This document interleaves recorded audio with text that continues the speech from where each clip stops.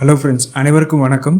இந்த வீடியோவில் அமெண்ட்மெண்ட் டீட் அப்படின்னா என்ன மாதிரியான சூழல்கள் எல்லாம் அமெண்ட்மெண்ட் டீட் பதிவு பண்ண வேண்டியிருக்கும், அப்படி அமெண்ட்மெண்ட் டீட் போடுறோன்னா என்ன மாதிரியான ஸ்டெப்ஸ் எல்லாம் ஃபாலோ பண்ண வேண்டியிருக்கும், என்னென்ன டாக்குமெண்ட்ஸ் நம்ம சப்மிட் பண்ண வேண்டியிருக்கும் அப்படின்றத பற்றி தான் டீட்டெயிலாக பார்க்க போகிறோம். இது வரைக்கும் நம்ம சேனலை சப்ஸ்கிரைப் பண்ணாதவங்க பண்ணிடுங்க.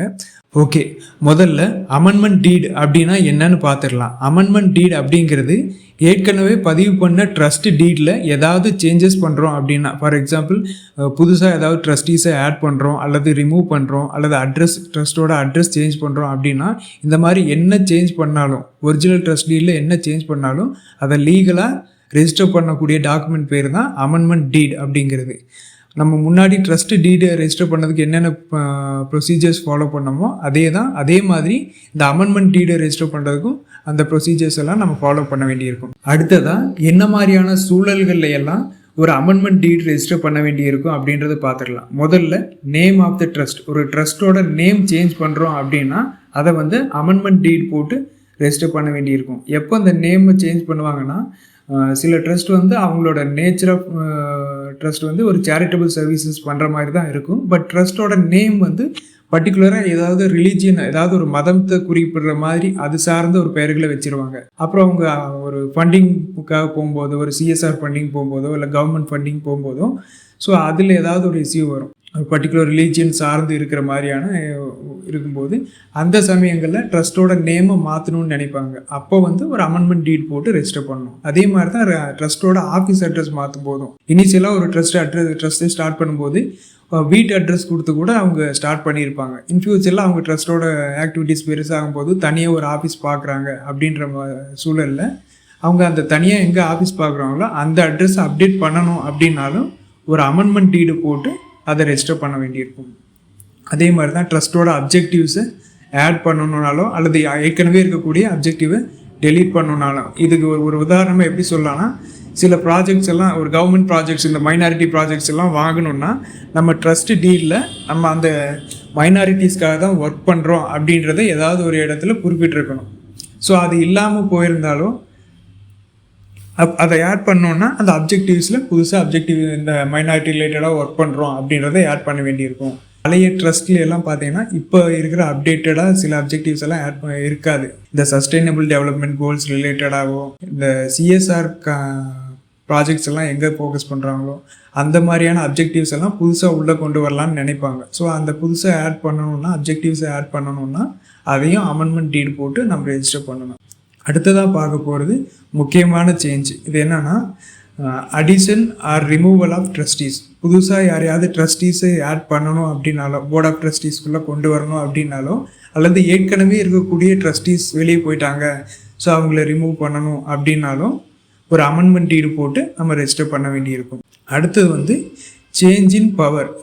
ட்ரஸ்டீஸோட பவர் சேஞ்ச் பண்ணணும் அப்படின்னா இங்கே இது முக்கியமாக எங்கே யூஸ் ஆகும் அப்படின்னு பார்த்தீங்கன்னா, இந்த பேங்கிங் அண்ட் ஆப்ரேஷன்ஸ் எல்லாம் எந்த ட்ரஸ்டி பண்ணுவாங்க அப்படின்றது இனிஷியலான ஒரு ட்ரஸ்ட் டீலில் போடும்போது மென்ஷன் பண்ணினதில் ஏதாவது சேஞ்சஸ் ப்ராக்டிக்கலாக நம்ம ஒரு டிஃபிகல்ட்டி ஃபேஸ் பண்ணுவோம். என்னென்னா, ஒரு கரண்ட் அக்கௌண்ட், அதாவது ஜாயிண்ட் அக்கௌண்ட்டை ஓப்பன் பண்ணியிருப்போம், மேனேஜிங் ட்ரஸ்டியும் ட்ரெஸரரும் சேர்ந்து ஆப்ரேட் பண்ணுற மாதிரி அது நம்ம ஒரிஜினல் டாக்குமெண்ட்டில் போட்டிருப்போம். ப்ராக்டிக்கலாக பார்க்கும்போது ஒவ்வொரு வாட்டியும் 2 பேரும் சைன் பண்ணிகிட்டே இருக்க முடியாது, 2 பேரோட அவைலபிலிட்டியும் ஒவ்வொரு வாட்டியும் நம்ம செக் பண்ணிகிட்டே இருக்க முடியாது. அப்படின்றதுனால யாரோ ஒருத்தர் மட்டும் பேங்க் அக்கௌண்ட் ஹேண்டில் பண்ணுற மாதிரி மாற்றிக்கலாம் அப்படின்னு நிறைய சேஞ்சஸ் கொண்டு வருவோம். ஸோ அந்த மாதிரியான சூழலில் இந்த ட்ரஸ்டீஸோட பவர்ஸை சேஞ்ச் பண்ணும்போது அதையும் அமெண்ட்மெண்ட் டீடு போட்டு தான் நாம் சேஞ்ச் பண்ண முடியும். அடுத்தது நேச்சர் ஆஃப் ட்ரஸ்ட். இப்போ ரீசெண்டாக ஒரு அமெண்ட்மெண்ட் டீட் போட்டிருந்தேன். அதில் என்னென்னா, ட்ரஸ்ட்டோட நேச்சரே அவங்க மாற்றிருக்காங்க. முன்னாடி அவங்க ரெஜிஸ்டர் பண்ணும்போது ஒரு சேரிட்டபிள் ட்ரஸ்ட்டாக தான் ரெஜிஸ்டர் பண்ணாங்க. இப்போ அவங்க நாங்கள் சேரிட்டி மட்டும் பண்ணல, ரிலீஜியஸ் ஆக்டிவிட்டியும் சேர்ந்து பண்ணுறோம்.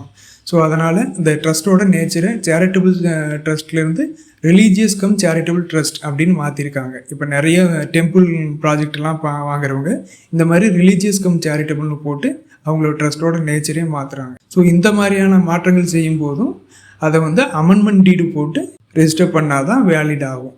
அடுத்தது ஒரிஜினல் டாக்குமெண்ட் டிராஃப்ட் பண்ணும்போது சில ஸ்பெல்லிங் மிஸ்டேக்ஸ், டிராஃப்டிங் எரர்ஸ் எல்லாம் வரும்.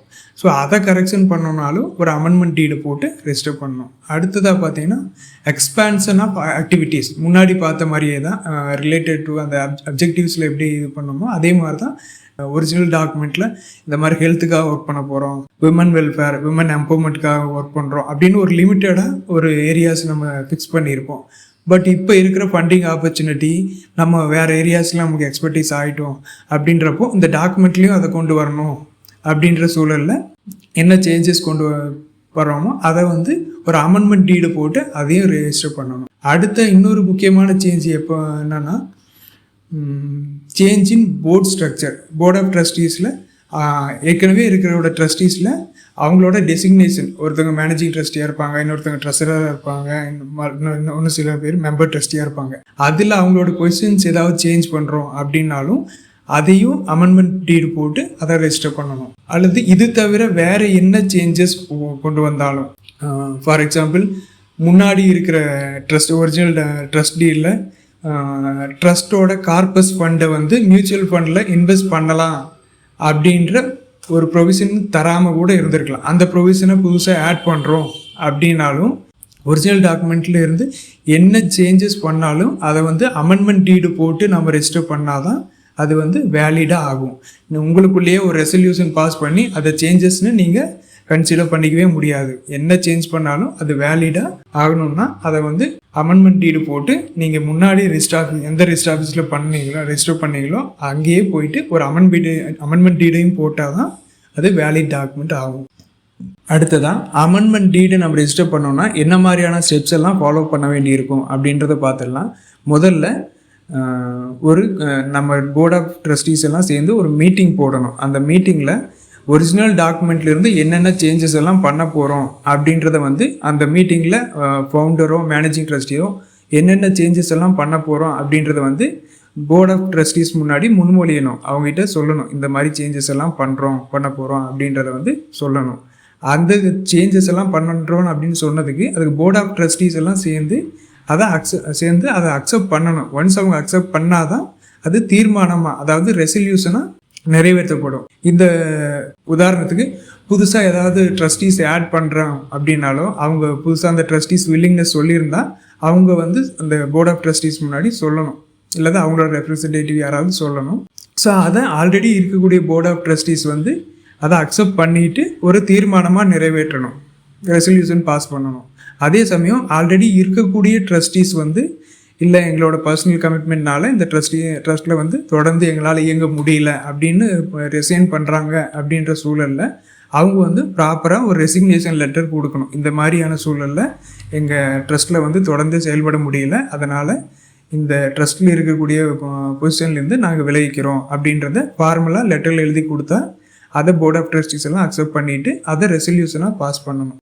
ஸோ என்ன சேஞ்சஸ் பண்ணாலும் போர்ட் ஆஃப் ட்ரஸ்டீஸ் ஒரு மீட்டிங் போட்டு அதை வந்து ஒரு ரெசல்யூஷனாக பாஸ் பண்ணால் தான் அது வேலிட் ஆகும். ஒன்ஸ் அந்த ரெசல்யூஷன் பாஸ் பண்ணியாச்சு அப்படின்னா அந்த பேஸ்ட் ஆன் அந்த ரெசல்யூஷன், அந்த தீர்மானங்களின் அடிப்படையில் ஒரு அமெண்ட்மெண்ட் டீடை டிராஃப்ட் பண்ணணும். அந்த முன்னாடி எப்படி ஒரு ட்ரஸ்ட் டீடை டிராஃப்ட் பண்ணணுமோ அதே மாதிரி ஒரு அமெண்ட்மெண்ட் டீடை டிராஃப்ட் பண்ண வேண்டியிருக்கும். அதுக்கு உங்கள் லோக்கலில் இருக்கிற ஏதாவது ஒரு டாக்குமெண்ட் ரைட்டரோ அல்லது உங்கள் அட்வொகேட், இந்த லீகல் அட்வைசர், ஏதாவது ஒரு அட்வொகேட் கிட்ட இந்த உங்களோட ரெசல்யூஷன் எல்லாம் பேஸ் பண்ணி ஒரு அமெண்ட்மெண்ட் டீட் ரெடி பண்ணி தர சொன்னீங்கன்னா அவங்க லீகலாக ஒரு அமெண்ட்மெண்ட் டீடை வந்து ரெடி பண்ணி தருவாங்க. இதில் என்னோட சஜஷன் என்னென்னா அட்வொகேட்டை அப்ரோச் பண்ணுங்க எப்பவுமே லீகல் டாக்குமெண்ட்டுக்கு. ஸோ அவங்க தான் என்னென்ன சேஞ்சஸ் பண்ணாலும் லீகலாக எப்படி பண்ணணும் அப்படின்றத வந்து ப்ராப்பராக இந்த ப்ரொவிஷன்ஸ் எல்லாம் ஆட் பண்ணி தருவாங்க. ஸோ அமெண்ட்மெண்ட் டீடில் உங்கள் எப்படி இருக்கணும்னா, அமெண்ட்மெண்ட் டீட் பொறுத்த வரைக்கும் எப்படி இருக்கணும்னா அந்த அமெண்ட்மெண்ட் டீடை யார் எக்ஸிக்யூட் பண்ண போகிறாங்க, இந்த அமெண்ட்மெண்ட் டீடு வந்து எதோட அமெண்ட்மெண்ட் டீடு ஒரிஜினலாக ரெஜிஸ்டர் பண்ண டாக்குமெண்ட்டோட டீட்டெயில்ஸ் இந்த மாதிரி அம்பத்தூர் ரெஜிஸ்டர் ஆஃபீஸில் சப்-ரெஜிஸ்ட்ரார் ஆஃபீஸில் 2024 டிசம்பர் 30 அன்னைக்கு இந்த டாக்குமெண்ட் ரெஜிஸ்டர் பண்ணப்பட்டது. இந்த டாக்குமெண்ட்டில் இந்த ஃபாலோவிங் சேஞ்சஸ் எல்லாம் பண்ண போகிறோம், இந்த அமெண்ட்மெண்ட்ஸ் எல்லாம் பண்ண போகிறோம் அப்படின்ற மாதிரி முதல்ல பதிவு பண்ண ட்ரஸ்ட் டீடோட டீட்டெயில்ஸ் எல்லாமே போட்டுட்டு அதுக்கப்புறம் என்ன ரெசல்யூஷன் பாஸ் பண்ணீங்க அந்த ரெசல்யூஷன் பேஸ் பண்ணி என்னென்ன சேஞ்சஸ் எல்லாம் பண்ணுறீங்க அந்த அமெண்ட்மெண்ட் டீடில் அப்படின்றத ஃபுல்லாக டீட்டெயிலாக நீங்கள் டிராஃப்ட் பண்ணிவிட்டு கடைசியில் ஃபவுண்டர் அல்லது ஃபவுண்டருக்கு அப்புறம் மேனேஜிங் ட்ரஸ்டி மற்ற ட்ரஸ்டீஸ் எல்லாமே சைன் பண்ணிவிட்டு அதை வந்து முன்னாடி எப்படி ட்ரஸ்ட்டு டீடை வந்து எப்படி ரெஜிஸ்டர் பண்ணீங்களோ அதே மாதிரி அதே சப்ரிஜிஸ்டர் ஆஃபீஸில் ஒன்ஸ் நீங்கள் அட்ரஸ் சேஞ்ச் எல்லாம் பண்ணல, அதே இடத்துல தான் அதே ஆஃபீஸ் அட்ரஸ் அப்படின்ற சூழலில் முன்னாடி பண்ண அதே சப்ரிஜிஸ்டர் ஆஃபீஸில் நீங்கள் ட்ரஸ்ட்டு டீடை எப்படி பதிவு பண்ணீங்களோ அதே மாதிரி இந்த அமெண்ட்மெண்ட் டீடையும் நீங்கள் பதிவு பண்ண வேண்டியிருக்கும். ஓகே இப்படி அமெண்ட்மெண்ட் டீடை பதிவு பண்ணும்போது என்னென்ன டாக்குமெண்ட்ஸ் எல்லாம் நம்ம சப்மிட் பண்ண வேண்டியிருக்கும் அப்படின்னு பார்த்தீங்கன்னா, original trust deed original document இருக்கணும். நீங்கள் ஜெராக்ஸ் காப்பி எடுத்துகிட்டு போகக்கூடாது. ஒரிஜினலாக ரெஜிஸ்டர் பண்ண ஒரிஜினல் காப்பி ட்ரஸ்ட் டீடு இருக்கணும். புதுசாக ஏதாவது ட்ரஸ்டீஸ் ஆட் பண்ணுறீங்கன்னா அவங்களோட ஆதார் கார்டு இருக்கணும். ரிமூவ் பண்ணுறீங்க, ஆல்ரெடி இருந்த ட்ரஸ்டீஸ் யாராவது ரிமூவ் பண்ணியிருந்தீங்கன்னா அவங்களோட ரெசிக்னேஷன் லெட்டரும் அதை பேஸ் பண்ணி நம்ம ரெடி பண்ண ரெசல்யூஷன் காப்பியும் நம்ம வைக்கணும். ப்ளஸ் இது போக உங்கள் ட்ரஸ்ட்டு வந்து ரொம்ப நாளாக செயல்பட்டுட்டு இருக்கு அப்படின்னா உங்களோட பேங்க் ஸ்டேட்மெண்ட் அல்லது உங்களோட பேலன்ஸ் ஷீட் ஆடிட் ஸ்டேட்மெண்ட் இருந்து நீங்கள் சப்மிட் பண்ண வேண்டியிருக்கும். ஏன்னா அதெல்லாம் பேஸ் பண்ணி தான் உங்களுக்கு ஸ்டாம்ப் டியூட்டி வரும். கவர்மெண்ட் ஃபீஸ் எல்லாம் அதை பேஸ் பண்ணி தான் வரும். உங்களோட ட்ரஸ்ட்டோட பேன் கார்டும் நம்ம சப்மிட் பண்ண வேண்டியிருக்கும். இந்த மாதிரியான டாக்குமெண்ட்ஸ் எல்லாம் நீங்கள் அமெண்ட்மெண்ட் டீட் ரெஜிஸ்டர் பண்ணும்போது சப்மிட் பண்ண வேண்டியிருக்கும். ஸோ இது தவிர உங்கள் அட்ரஸ் ப்ரூஃப்க்கு ஆல்ரெடி ஒரிஜினல் டாக்குமெண்ட் பண்ணிட்டதுனால அட்ரஸ் ப்ரூஃப்க்கு பெருசாக எதுவும் கேட்க மாட்டாங்க. இருந்தாலும் நீங்கள் ரெண்டல் ஆஃபீஸில் இருக்கீங்கன்னா ஒரு ரெண்டல் அக்ரிமெண்ட்டோ அல்லது இபி பில்லோ அதை ஏதாவது ஒரு கவர்மெண்ட் யூட்டிலிட்டி பில்ஸ் நீங்கள் சப்மிட் பண்ண வேண்டியிருக்கும். அமெண்ட்மெண்ட் டீட் ரெஜிஸ்டர் பண்ணும்போது இந்த மாதிரி டாக்குமெண்ட்ஸ் எல்லாம் சப்மிட் பண்ண வேண்டியிருக்கும். ஓகே, இந்த வீடியோ உங்களுக்கு ரொம்ப யூஸ்ஃபுல்லாக இருந்திருக்கும்னு நான் நம்புகிறேன். இந்த வீடியோ உங்களுக்கு பிடிச்சிருந்தா லைக் பண்ணுங்கள். ஏதாவது சந்தேகங்கள் இருந்தால் கமெண்ட் பாக்ஸில் கேளுங்க. இந்த அமெண்ட்மெண்ட் டீடு பதிவு பண்ணுறதுல ஏதாவது உதவி தேவைப்பட்டுச்சுன்னா ஸ்க்ரீனில் தெரிகிற என்னோட நம்பருக்கு கான்டாக்ட் பண்ணுங்கள். இது வரைக்கும் இந்த வீடியோவை பொறுமையாக பார்த்ததுக்கு ரொம்ப நன்றி.